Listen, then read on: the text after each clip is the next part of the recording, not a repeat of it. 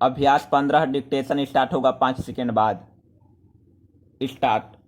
किसी देश की आर्थिक, सामाजिक और राजनीतिक स्थिति का अध्ययन करने के लिए सबसे पहले यह जानना आवश्यक है कि उस देश की आर्थिक क्षमता किस प्रकार की है। किसी भी राष्ट्र के हित में आर्थिक संबंधों का बहुत महत्वपूर्ण स्थान है। आर्थिक दृष्टि से संपन्न राष्ट्रों की ओर यदि हम दृष्टिपात करें तो मालूम पड़ेगा कि आर्थिक समता का सिद्धांत उन राष्ट्रों ने किस प्रकार से अपनाया है।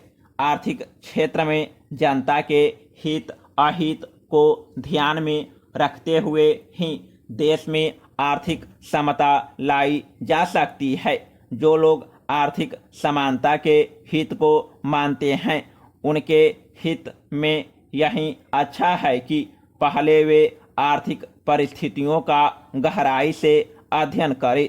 अभी तक संसार में आर्थिक क्रांतियां सिर्फ उन लोगों के माध्यम से नहीं हुई है जिनके हाथ में आर्थिक सत्ता रही है, बल्कि आर्थिक सत्ता जिनके हाथ में नहीं रही है उन्होंने ही आर्थिक और सामाजिक क्रांति लाने में बहुत महत्वपूर्ण योग दिया।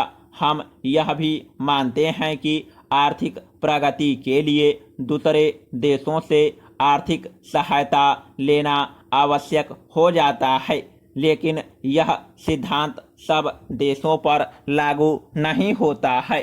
आमतौर पर आज विश्व के अनेक राष्ट्रों द्वारा जनहित को दृष्टि में रखकर आर्थिक शोषण को समाप्त करने की बात कही जाती है और अनेक देशों में आर्थिक अपराधों के लिए कठोर आर्थिक दंड की व्यवस्था भी की गई है।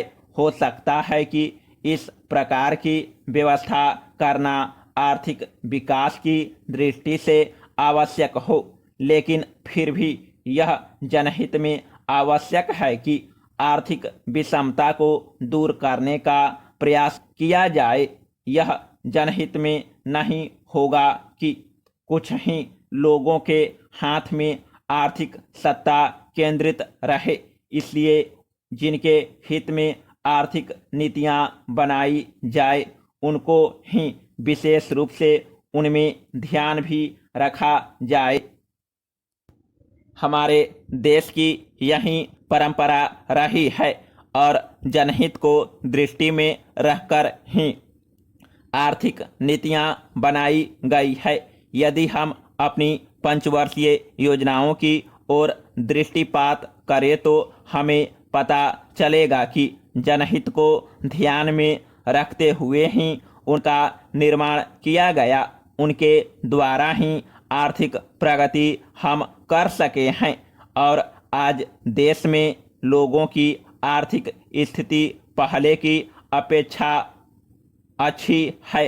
आर्थिक प्रगति से ही किसी राष्ट्र की प्रगति संभव हो सकती है। आज भी यह देखकर निराशा होती है कि हरिजन और आदिवासी क्षेत्रों में कई लोग ऐसे हैं जिनको जीवन की सभी आवश्यकताएं सुलभ नहीं हो सकी है, यद्यपि उन्होंने देश की महान सेवा की है। ऐसे वर्गों को प्राकृतिक विपत्ति के समय और भी भयंकर कष्टों का सामना करना पड़ता है। गर्मी, सर्दी व बरसात तीनों मौसम इनके लिए कष्टदायक है। गर्मी में घरों में बिजली के अभाव में भयंकर गर्मी का सामना करना पड़ता है। सर्दी में कपड़े न होने से ठंड से मरते हैं। बरसात के दिनों में घरों के अंदर पानी भर जाने या बाढ़ में वह बह जाने से माल जानमाल दोनों की क्षति उठानी पड़ती है। समाप्त।